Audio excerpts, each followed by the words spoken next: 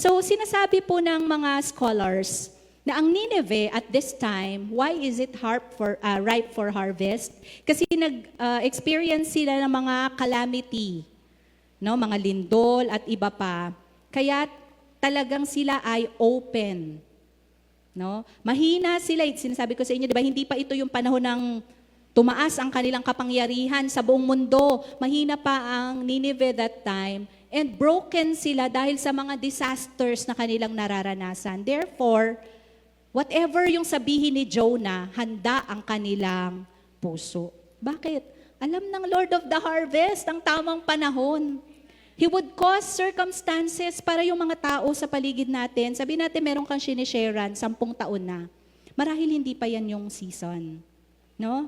Pero alam ng Panginoon, at kapag tinawag ka ng Panginoon sa taong yan ngayon, huwag ka nang makipag-debate kay Lord. Lord, 10 taon ko na sinisharean yan eh. Diba? Kung ikaw ay may tender heart, naririnig mo ang utos ng Panginoon sa'yo, baka ma-miss mo yung right moment. Gagamit si Lord ng ibang tao, yes, pero na-miss mo yung joy of participating in the harvest ng ating Panginoon. This is Jonah's preaching, and the rest is history. Po ng verse 5, naniwala ang mga taga roon sa pahayag na ito mula sa Diyos. Nagsabi ba si Jonah ng pag-asa? Meron bang hint ng hope doon sa message niya? Wala, di ba? Doom ang binanggit niya. Ano gagawin namin?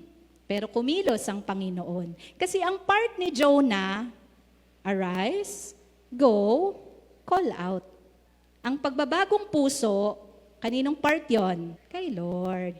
Mga kapatid, mahihirapan tayo minsan sa pag-share sa ibang tao kasi iniisip natin na sa atin ang burden ng conversion nila. But no, that is the Holy Spirit's part. Ang nangangausap ng puso ay ang banal na spirito, hindi tayo. In fact, confident ako na ang bahagi ko sa umagang ito ay magpahayag ng kanyang mensahe. Ang pagkilos sa puso, sagot ng Panginoon yan. So wala akong pressure na, baka itong mga nakikinig, hindi naman nakinig talaga. Pinagkakatiwala ko na kay Lord yan. Pero ang faithful na dapat kong gampanan ay ang paghahanda ng mensahe at pagpapakahayag. Sa case ni Jonah, yun lang ang utos. Umalis ka dyan, pumunta ka doon, magsalita ka. Sagot ko na ang pagbabagong buhay ng mga listener. But because God is the Lord of the harvest, ripe ang harvest at alam niya.